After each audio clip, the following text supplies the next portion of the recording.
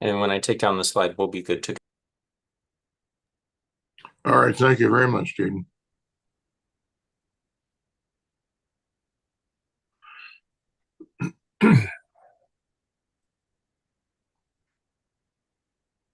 Morning, Dwight. Good morning, Annie. How we doing? Good. How are you? Good, thank you. Good.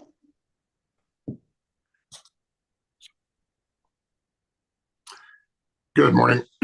I'm Commissioner Dwight Keene. I'm joined by fellow Commissioner Annie Kuether. Chair French is elsewhere on commission business this morning. At this time, I will call to order this meeting of the Kansas Corporation Commission on this Tuesday, November 19th, 2024. Before us this morning, first up are 24 items on the consent agenda. We've had the opportunity to review the contents of the draft orders in each of these items. So I would turn to you, Commissioner Kuether, and ask if you had any questions, comments, or concerns. No questions. Thank you.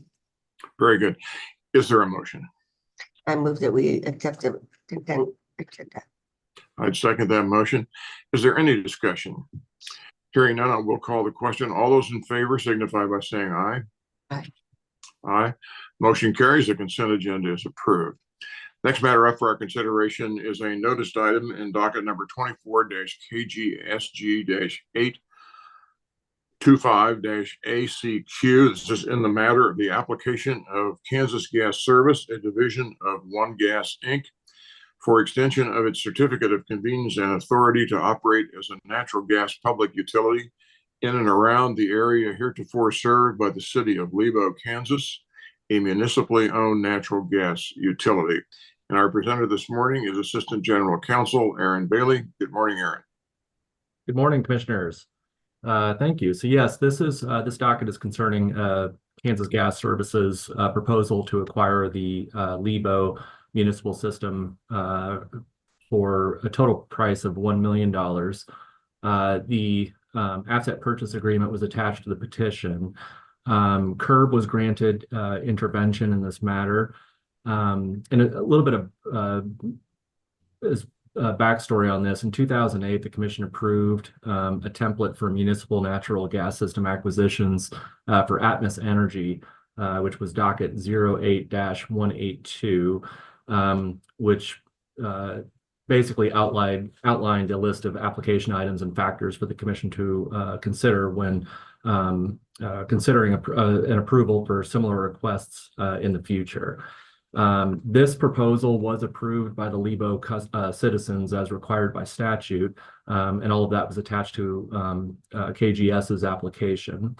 Following the application, staff and CURB exchanged discovery with KGS, and last month, staff filed its report and recommendation regarding this matter.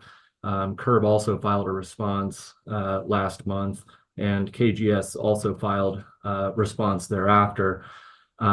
So essentially, what they're proposing is what KGS is proposing is an average embedded cost per customer of $3,022, which is what they're going to use for its rate base, for a total of $912,530, which is less than the $1 million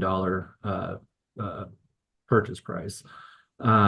So during discovery, KGS stated that it did plan to upgrade the meters for the Lebo customers to an automated meter system for a total price of about $95,000, and upgrade the odorizer and regulation system for Lebo for approximately $100,000 to $125,000. Its plan is to recover that cost through its next rate case and a gas system reliability surcharge, respectively, for those costs.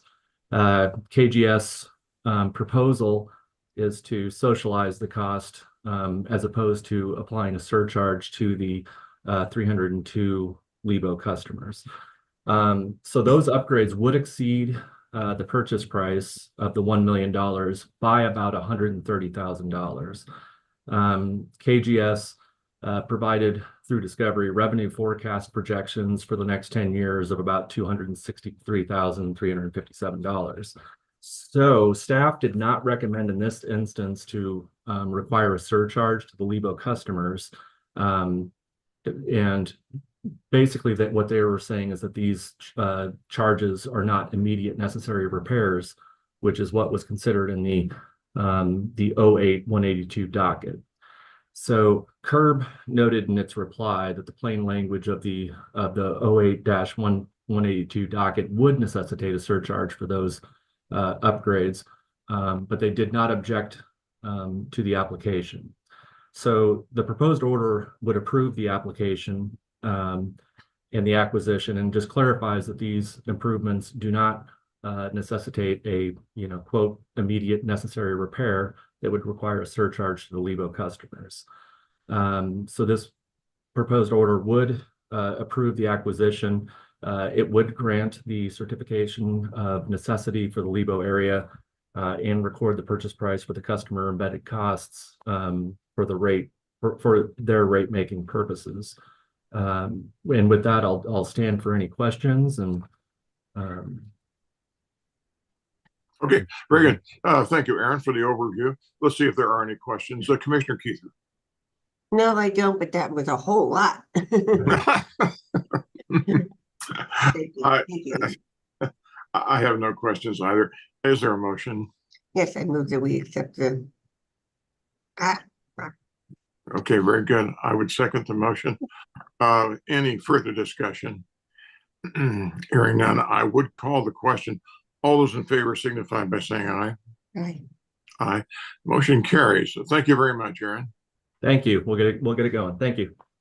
The final matter up for consideration for us this morning involves a Federal Energy Regulatory Commission, or FERC, matter regarding FERC docket number ER 25-252.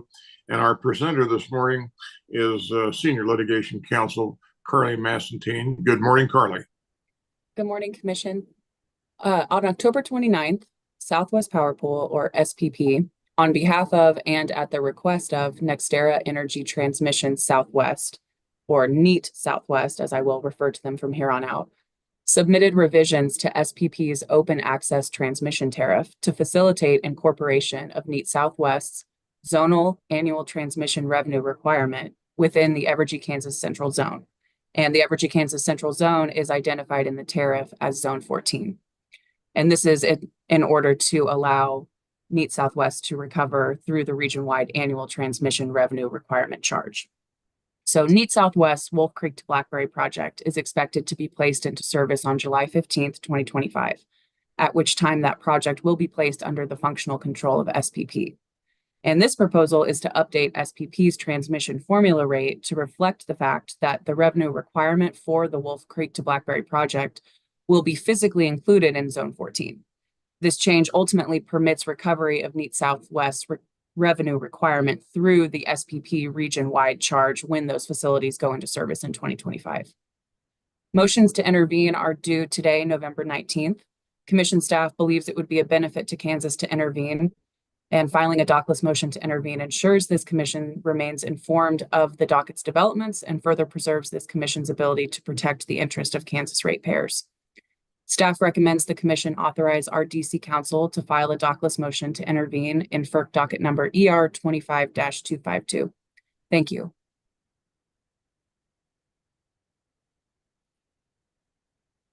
You're on mute. Thank you very much, Commissioner Keither. As I was saying, thank you very much, Carly, for the overview. At this time, I would move the commission to authorize our DC counsel to file a motion for dockless intervention in docket number ER 25-252 and to take such action therein in each of the dockets as is necessary to protect the interests of Kansas ratepayers. Is there a second? Second. All right, very good. We have a motion and a second before us regarding this FERC matter. Is there any discussion? Hearing none, I would call the question. All those in favor signify by saying aye. Aye. Aye. Motion carries. The matter is approved. So thank you very much, Carly. Thank you. Very good. By my reckoning, I believe that brings us to the end of all the scheduled matters we had on board here for this morning. In the absence of any additional matters you would care to take up, Commissioner Keither, I would entertain a motion that we adjourn. I move that we adjourn. A second. All in favor? Aye. Aye. Motion carries. We are adjourned. Please take care. Thank you.